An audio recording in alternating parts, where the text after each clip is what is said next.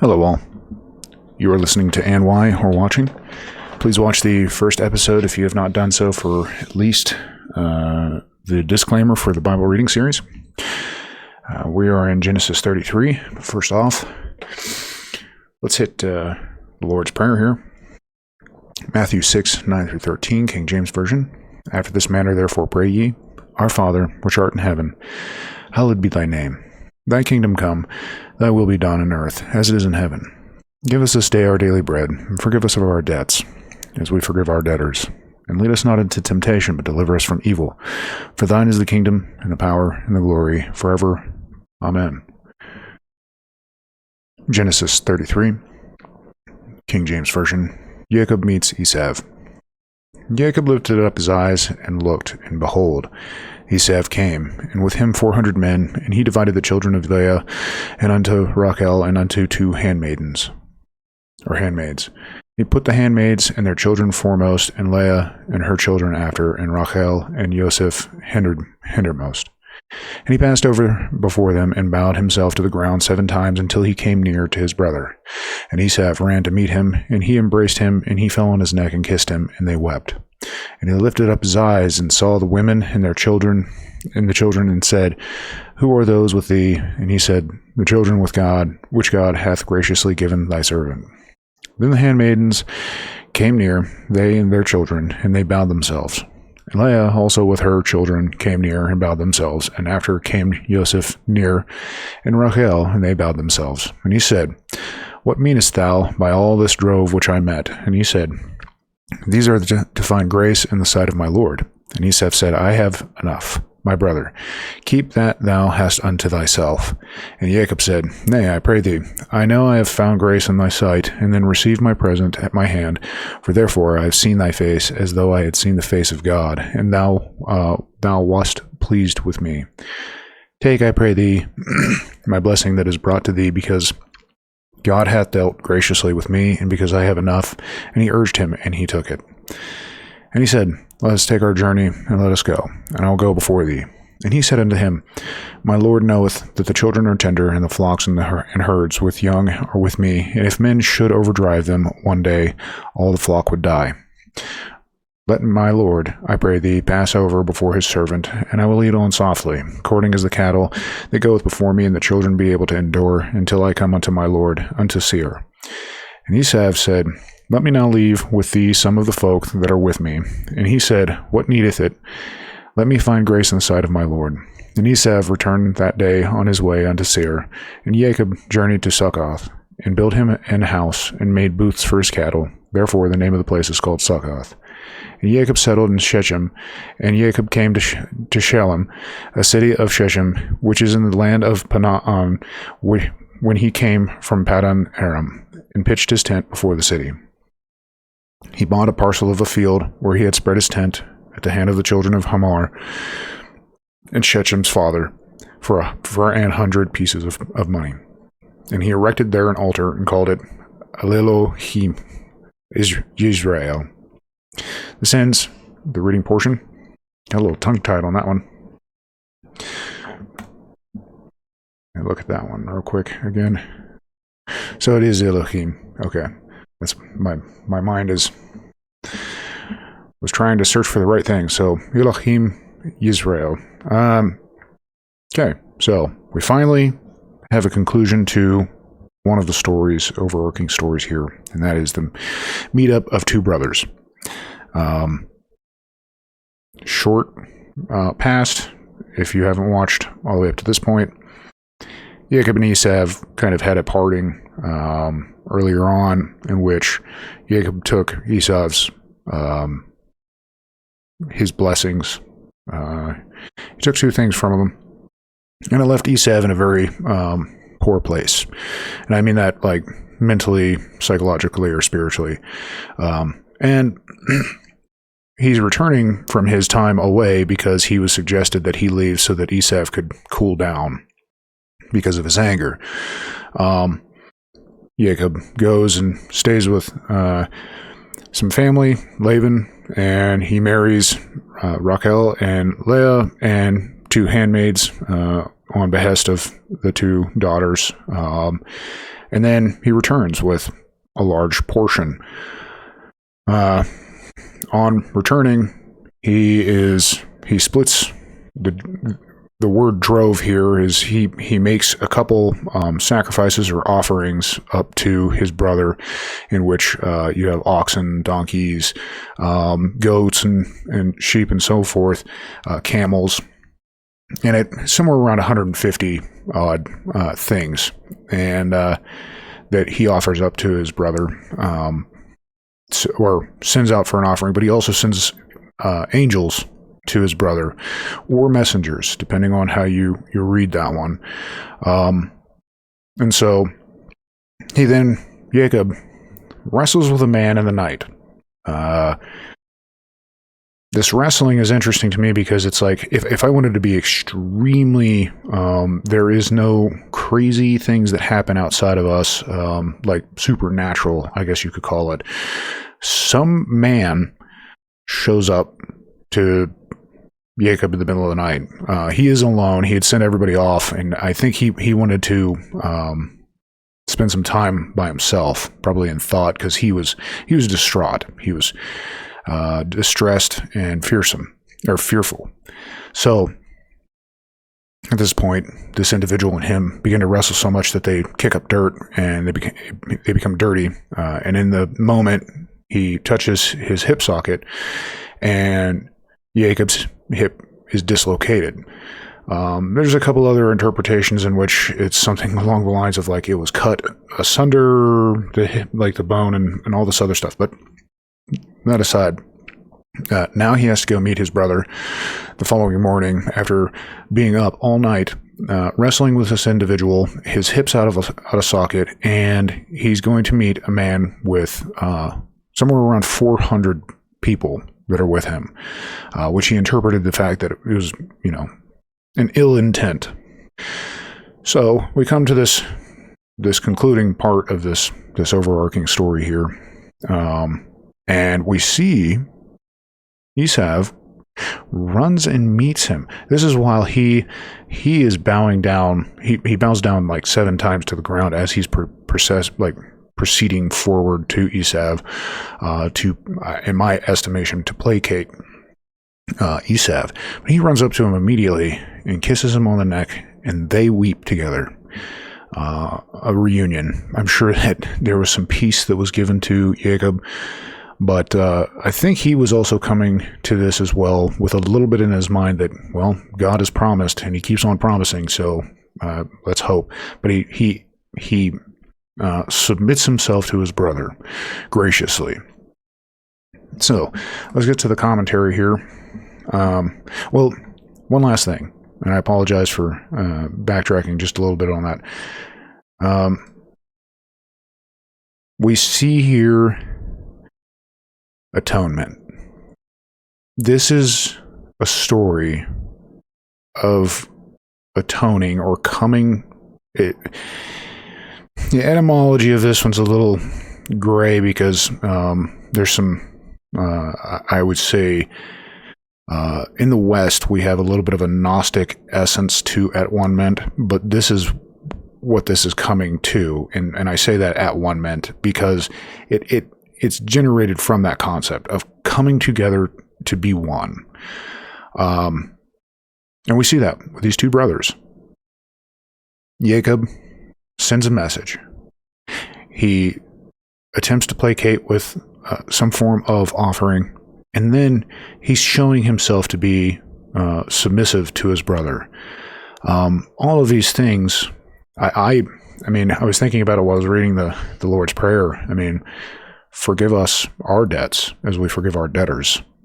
Like, Jacob realizes that his brother should be mad at him for taking all of these things. And yet he comes to him and he embraces him. And they join as brothers at this point, and they weep together. But we're going to get into a little bit of the commentary of that.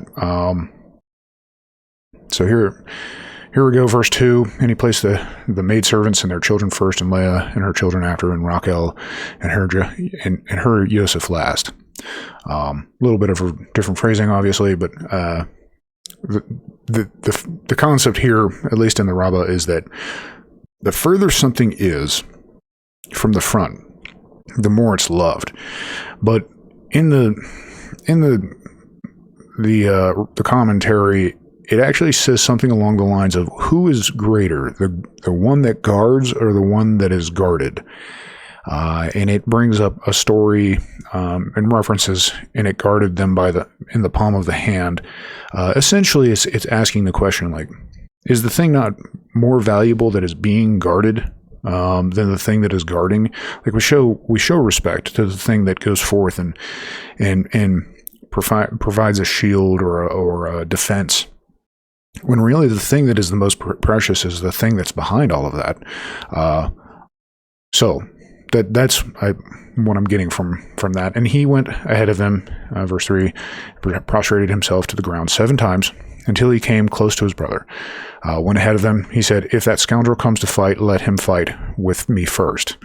So they're still perceiving this concept that Jacob, and rightfully so, I think, that he's moving ahead because he thinks the worst of this. However, there's continuously this idea that Jacob has an intent to fight his brother and contest these things. That's if that scoundrel comes to fight, let him fight with me first, comes in.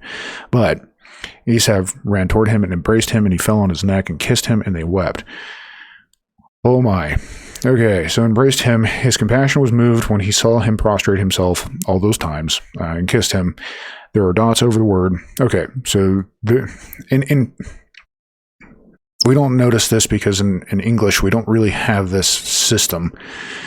But in the Hebrew, you'll notice by this word here that's in front of us on the screen, if you're not watching, there's dots above each one of the symbols, the letters, right?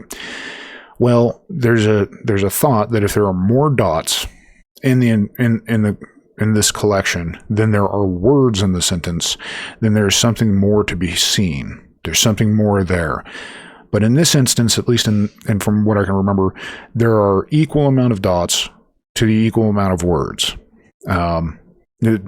Very beyond beyond a Western sense. Like I said, we don't have any indicators on words such as this that change emphasis and change how something is meant. But there are dots over the words. There is controversy concerning this matter. Like I said, now that if there's more, then they assume there should be things that should be read into it. Since there's an equal amount, they can't come to a consensus of whether or not you should or should not read more into it. So some interpret the dots to mean that he did not kiss him wholeheartedly. Rabbi Shimon ben Yochai said, "It is a well-known tradition that Esau hated Jacob, but his compassion was moved at that time, and he kissed him wholeheartedly." So he's only given the one story, and I think maybe rightfully so. I some of these stories are really fantastic, and it's fun to read. It's not here. I'm thinking about it. What it says is something along the lines of Esau ran at Jacob to bite his neck, and Jacob's neck turned into essentially marble. And the reason why they wept was because the intent of Esau and the fact that Esau broke his teeth on the neck of Jacob. So that's one of the other interpretations. Anyways, at least in my sense, here's what's happening, and what I can ascertain from this with my minimal knowledge. I mean, I'm not even reading it in the Hebrew, but and Esau ran toward him and embraced him, and he fell on his neck and kissed him, and they wept. This is not the actions of an individual that intends any ill will. This is somebody who genuinely missed somebody else, and they weep in their reunion, right? I mean, maybe I'm missing something, but he did hate him at one point, But I think that was placated, or it was repented of, is another way to think about it. And he lifted his eyes and saw the women and the children, and he said, "Who are these to you?" And he said, "The children with whom God has favored your servant." Who are these to you? Who are these to be yours? Let me make sure that I'm saying this on the right one. Sorry, sometimes my mind wanders. He lifted his eyes and saw the women and the children, and he said, "Who are these to you?" And he said, "The children." Oh, yes. So he looks up, because there's two moments he asks a question about who are these. This one is the moment in which he's saying, well, who are these people? And he says, these are the ones that God has shown me favor with, essentially my family, and those that work with me. And Leah and her children drew near and prostrated themselves. After them, Joseph and Rachel drew near and prostrated themselves. Joseph and Rachel drew near. In all cases, the mothers draw near before the sons, but in Rachel's case, Joseph preceded her. He said, "My mother has a pretty figure. Perhaps that scoundrel will set his eyes on her. I will stand in front of her and prevent him from gazing upon her because of this deed." Joseph merited the blessing over the eye. Yeah, once again, this is reading in the concept that he has maintained his evil ways, and that he's still intending poor on them. So Joseph precedes Rachel in this statement here, so therefore he went before her. But the next one is, and he said, "What is it to you, the purpose of all this camp that I have met?" Now this is the next one. Here he's raising his eyes and he's looking at the droves that were pushed before him. What is it to you, the purpose of all this camp? Who is all this camp that I have met, which is yours? That is to say, why is it yours? The simple meaning of this verse that Esau asked about those who brought the gift, its midrashic interpretation is that he, Esau, encountered groups of angels who were shoving him and his men and asking them, "To whom do you belong?" And they responded, "We belong to Esau." They, the angels, said to one another, hit them. These men of Esau would say, "Leave them alone. He is Yitzhak's son." But the angels would pay this no heed. Esau's men then retorted, "He is Abraham's grandson." But they, the angels, would pay this no heed. Esau's men again retorted, "He is Jacob's brother." The angels then said to them, "If so, he is one of ours." Yeah. As you can see, there's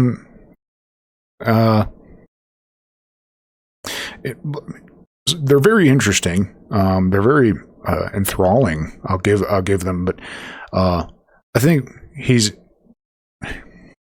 in the simplest way that I can say this, he's looking at the things that Jacob put forth to him, like what are you doing with this? Like what is the meanings of this? Because it goes on and he says to find favor in my master's eye. Here, once again, we see this concept of an offering, a gift, to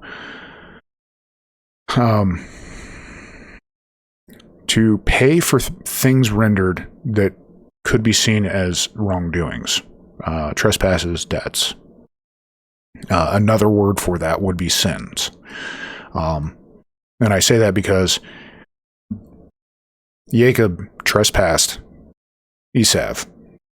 Maybe not on the first iteration, but on at least the second one, when he dresses up as him, pretends to be Esau, and steals the blessing from their father. And so that's his trespass. And now he's coming back and he's attempting to pay for that with what he has. But Esau says, "I have plenty, my brother. Let what you have remain yours. Let what you have remains yours." He acknowledges his Jacob's right to the blessings.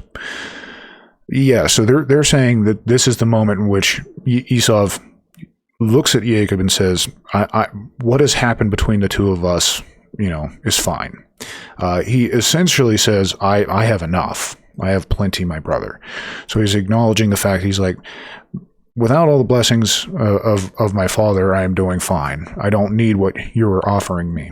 But Thereupon Jacob said, "Please no," he exclaims, if indeed I have found favor in your eyes, then you shall take my gift from my hand, because I have seen your face, which is like seeing the face of an angel. You've accepted me."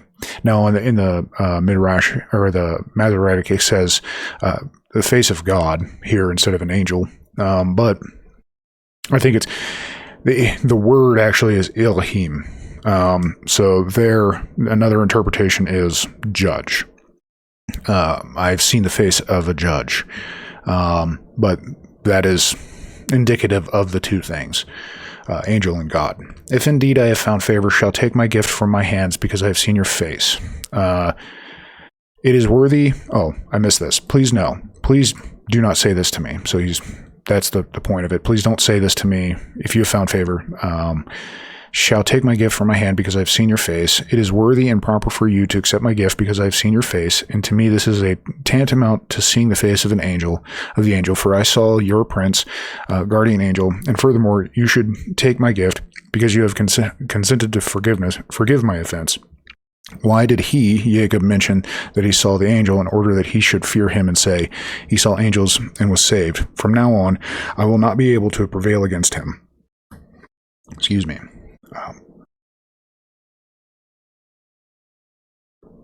So,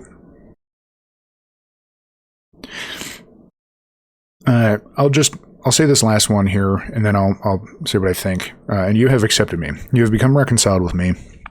Likewise, every instance of this in Scripture is an expression of appeasing, for it will not be an appeasement for you, for the purpose of sacrifice is to conciliate and to propitiate. Similarly, the lips of a righteous man they know how to placate and appease." Yeah, that makes it sound almost like he's doing it almost maliciously, but that's not how I'm seeing it. Okay, this whole point of seeing a face of an angel, seeing the face of a judge, is exactly what it's saying here when it says that conciliation and propitiation, placation and appeasement, right? He's identified the fact that his brother's like, "I have enough. I don't need this," is him saying to Jacob, "I have forgiven you." At least as far as I can tell. And this judgment for him is like facing God, that he has done wrong, and yet God forgives. In this, "Then you shall take my gift from my hand, because I have seen your face," which is like seeing the face of an angel, "and you have accepted me." That acceptance. Once again, returning to that idea of atonement. This is a story of atonement between two brothers with a transgression. We can take that, at least in my opinion, and see how our interaction with God would be. We have transgressed. We've taken something that is not ours. We have spent time in another place, and we come back and we give an offering for that, an appeasement. But God says, "I have enough." I mean, that's obvious. Not to put Esav in the position of God. It's just a way of thinking, a system, a framework that we can operate within, right?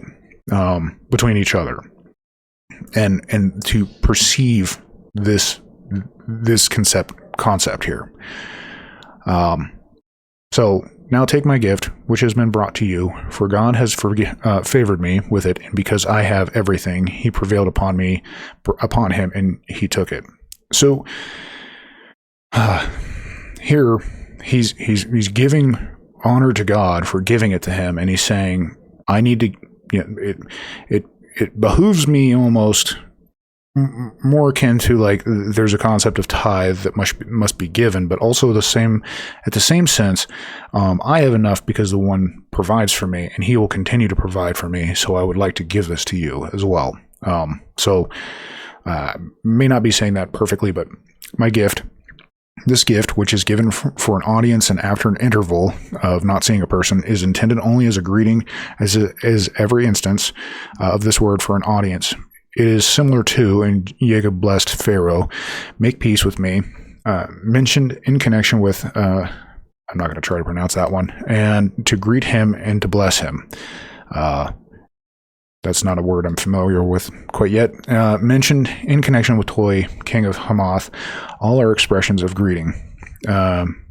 So they're saying that this gift is a greeting gift, which has been brought to you. You had no trouble with it, but I have toiled to bring it until it came into your hand. Has favored me, so has the first nun has a dagesh. These are the indicators above or below the words. Because it serves instead of two nuns, it should have been this here instead of the line. It's a dot in a dot line and the change of another. I mean, it looks almost as a different word, but since there is no instance of the root with the two nuns, so similar, he did not make me, has given me. So, yeah, this is all. It's saying how that this word should be read. He has favored me. I have everything, all my necessities. Esav, however, spoke haughtily. I have plenty, meaning much more than than I need. Yeah.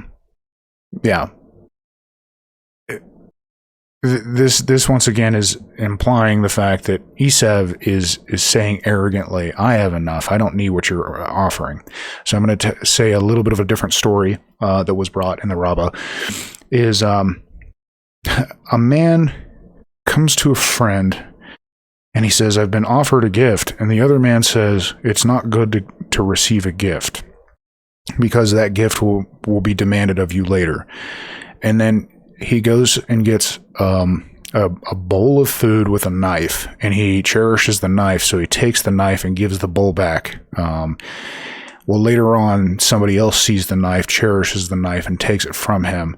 And he goes back to his friend and he said, he tells him the story, and he's like, see, I told you, when you receive a gift from somebody, expect that the gift will be taken. It's also kind of like, he takes the thing, so anyways,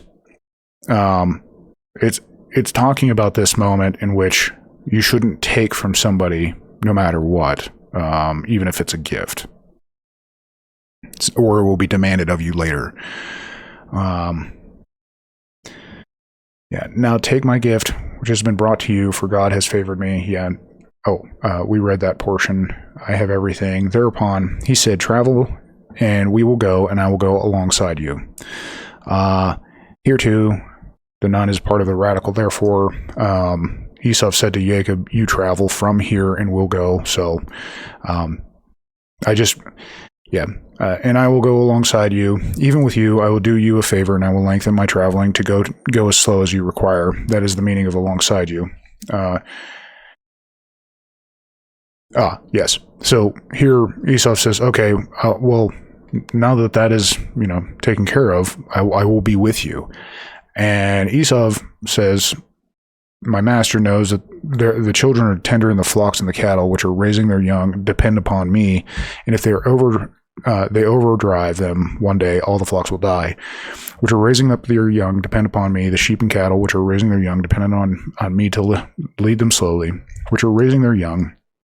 The infants, the sucklings, the younger, and if they overdrive them one day, to tire them on the road by running, all the flocks will die.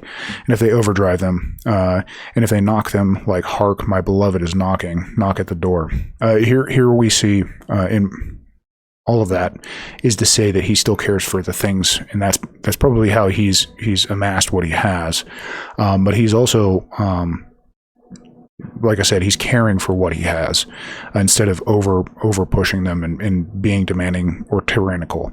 Now let my master go ahead before his servant, and I will move at my own slow pace, according to the pace of the work that is before me, and according to the pace of the children, until I come to my master to Seir.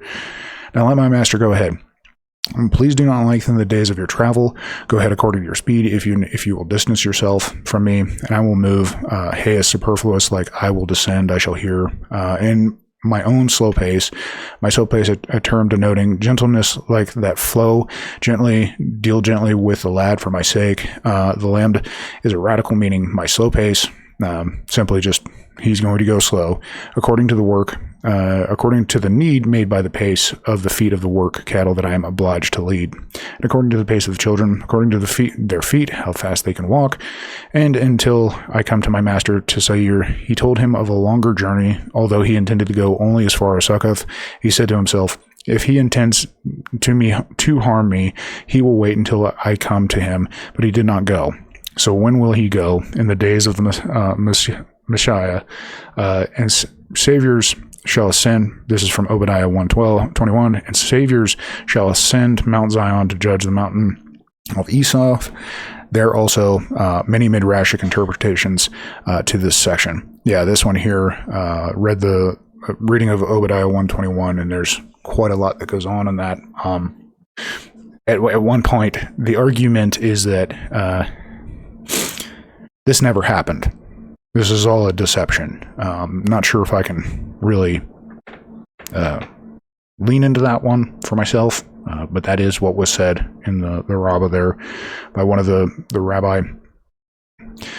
I also think in this, I'm not sure if it ever says, I could be wrong on this, but it never says that his hip was per se healed. So he may still have this limp thing. So he may need to be walking slow. And the whole reason why he says this is because, he's going to walk slow. However, the most direct and way that I can see this is, like I said, he's caring for his people. He's cared for them to the point that he's tried to make offerings and appeasements to the thing that could potentially, get rid of them. Provisions such as splitting them up so that if one passes away, the other ones can survive. So he is a what we could define as a shepherd. That's what he does. So he is treating his people, his animals, everything as a shepherd would, in my estimation. Thereupon Esav said, let me leave with you some of the people who are with me. But he said, why do that? May I find favor in my master's eyes? So he's just saying, there's no reason to do that. And now you shall not pay me any reward. Yeah. So Esav returned on that day on his way to Seir. Esav returned on his way alone. The 400 men slipped away one by one. Where did the Holy One, blessed be he, recompense them in the days of David, as it is said, and none of them escaped except 400 young men who rode on the camels. Yeah, there's always this consistent concept, and I haven't seen yet the dubiousness or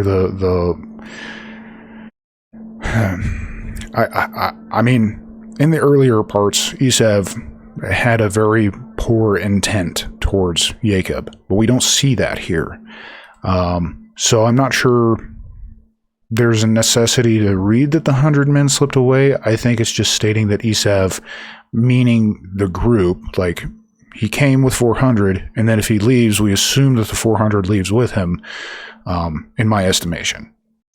Jacob traveled to Succoth and built himself a house, and for his cattle he made booths. Therefore he named the place Succoth. And he built himself a house. He said he stayed there 18 months, summer, winter, and summer. Succoth denotes summer. A house denotes winter, and again, Succoth denotes summer. So there's another way to what it's saying is you can read this as time frames, that Succoth is a time, and Jacob came safely to the city of Shechem, which is in the land of Canaan, when he came from Paddan Aram, and he encamped before the city. And Jacob came safely, whole, unimpaired in his body, for he was cured of the limp, and whole with his money. He did not lose anything because of that entire gift that he had given Esav. He was also whole with his Torah, for he had not forgotten any of his studies in Laban's house. The city of Shechem, like to the city, and similar to this, until they came to Bethlehem.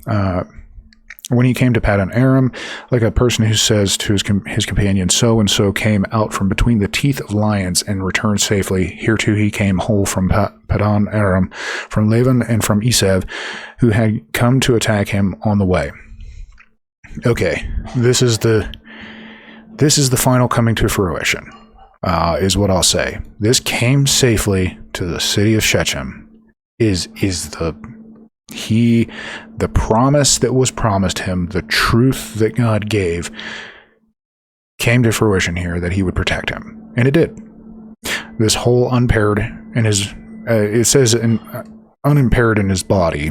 I think that means that nothing befell him outside of wrestling with this man or angel or God. So he is whole. His people are whole. Everything was taken care of in accordance with God. Now, what it's saying here is that there was a healing,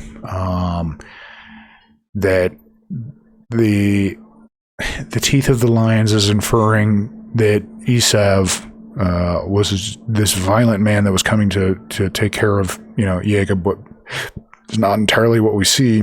So there was definitely a change of heart within Esav, but we see how Jacob handles the entire thing. We see how he is submissive to both.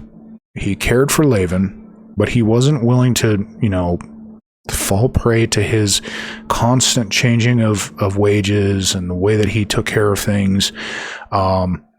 He was able to escape Laban, even though someone amongst him had taken things from Laban that they shouldn't have. And I still think that that's going to come up here shortly, if I remember correctly. But then he comes to Esav. So two individuals who are human, that wish him ill will. Both of them are taken care of in a certain way, two different ways, if you will. And then he also entreats angels. And so this is why Jacob is considered great, a great man and righteous, is because in every turn he is dealing with things appropriately for the most part. Yet he puts his trust, his faith in God, and that is the main part of this story. Though he was fearful and distressed, he still went forth. He still went forward with it all. So I'll get off that soapbox. And he brought the part of the field where he had pitched his tent from the sons of Hamor, the sons of Shechem, for 100 kessetes. This is a coin known as a ma'ah. When I traveled to the cities by the sea, they called a ma'ah kessita. Renders it this good, acceptable everywhere, like accepted by the merchant. So this is just it was an accepted currency at the time for the amount. So he paid what was necessary for the amount of land that he bought. Then he erected an altar and he named it "God is the God of Israel." Let me see what it says here, because Elohim Yisrael. You could read it also, the Judge of Israel, because the moment in which he says, "I see your face," and it's the face of God, was also referencing the Judge. And here we have to, if that is the case, then judging is not as we see it. Judging, in this regard, is giving up past offenses, such as Esau did. Not that the altar is called the God of Israel, but since the Holy One, blessed be He, had been with him and saved him, he named the altar because of the miracle, in order that the praise of God be mentioned when it was called by its name. That is to say, He who is God, that is the Holy One, blessed be He is God to me, whose name is Yisrael. We find something similar in connection with Moses, and he named it Hashem Nisi. Not that the altar was called Hashem, but because of the miracle he named the altar thus, to mention the praise of the Holy One, blessed be He, the Lord is my miracle. Our rabbis interpreted it to mean that the Holy One, blessed be He, called Jacob God, rendering, and the God of Israel called him God. The words of the Torah are like a hammer that shatters a rock in Jeremiah 23:29. They divide into many meanings, but I have come to establish a simple meaning of this verse, which, if you're following, isn't quite so simple. One moment here is it is mentioned in the Rabbah, and I have to put this disclaimer as well that not everyone agrees with this, like the direct. I mean, even with inside of the text, they're kind of arguing between each other. So I'm going to say this, that there are a portion that believe who is like God, that is Israel. Not Yisrael, Jacob Yisrael, the people of Yisrael are essentially like God. If you're reading between the lines on that one, it's kind of putting oneself into a position. However, there is another piece of that could potentially be true. And bear with me, and it's the concept that Christians kind of take with the body of Christ. So, before, crying to the hills on that one, there is an overarching theme that is very akin to it. So there is that portion within this. However, like I said before, I think this has something similar because it's speaking about a miracle.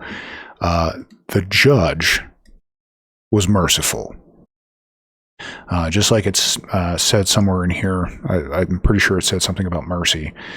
But this miracle is of mercy, and mercy is technically a miracle if you really like, in my opinion. So thank you so much for listening to the very end. I hope this provides some, maybe some insight into Orthodox Judaism, and I hope it blesses you through your day. Thank you for coming by. Hope to see you on the next one.